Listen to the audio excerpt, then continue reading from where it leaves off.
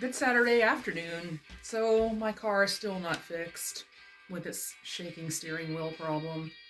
It's been suggested to take it to the dealership and they might write something with the transmission, but not the power steering at all.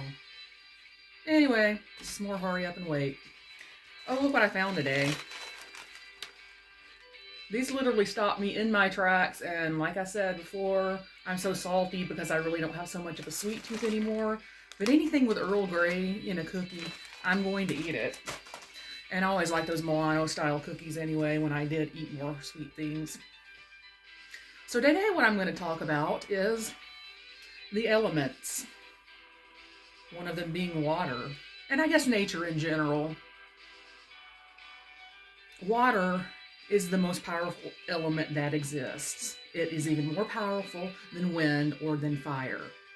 Water does not play. Water does not have any mercy on anyone. So last year, in 2023, there were approximately 72 nationwide deaths due to rip currents.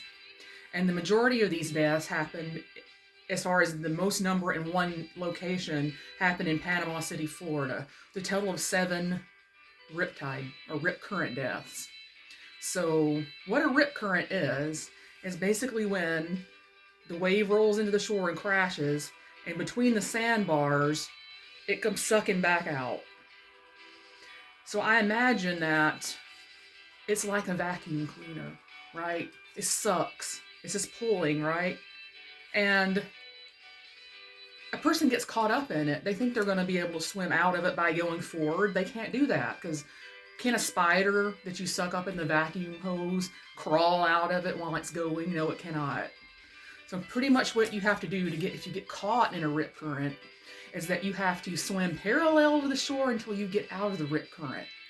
Now, I don't know, but I think the majority of us are not that strong of swimmers. On top of the fact that somebody's probably panicking when they're in the rip current and they're not even thinking of what to do.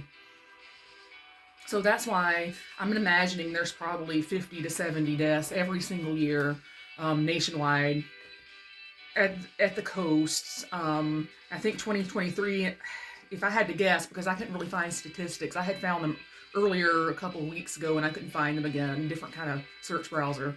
How many rip current deaths there had been since track had been kept of that sort of thing.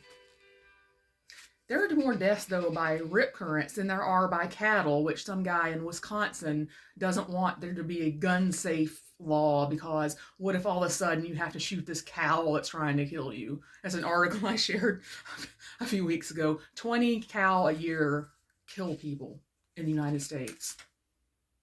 So do lightning strikes, but are you going to shoot the lightning? But I won't get into all of that. Basically, what I'm getting down to is that we're, especially in this day and age of technology, you can find out anything you want online, including tracking local water and weather conditions. Just respect nature, have some respect for it, and you'll be fine. I personally, my days are done of being going into any fresh body of water. I probably won't even go in a pool, maybe if it's heated, but I always respected water. I was afraid of it with that's intelligent that I was afraid of it because I knew what it could do even when I was little. So just respect the elements, respect the planet. Too many people don't do that. Okay, so before I move on to my kind of hinting at my next week's morbid file topic, what I've done is I have cut the end of the second edition of They Called Her Morlock, which I'm going to unpublish and then publish the original version of it later at the end of all my books I'm going to write. But basically, there were 3 short stories at the very end of They Call Her Morlock in the second edition that I'm just going to make 2 of 3 of them just books of their own volition. So these are very short. They're probably, I want to say maybe 10,000 words each. I mean, it's not going to take anybody a minute to read 50 pages worth of words. And one of them is going to be called um,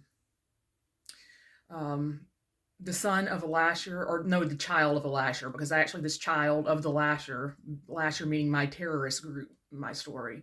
Um, I don't delineate male or female. I'm going to let the reader decide whether they're male, female, or maybe they're even intersex. They could be trans. I mean that's up to the reader. That wasn't up to me because I honestly didn't care about the gender of that character because it's the story that's important, not that character. That character is just telling the story of what's upcoming, what's about to be doomsday for the entire planet.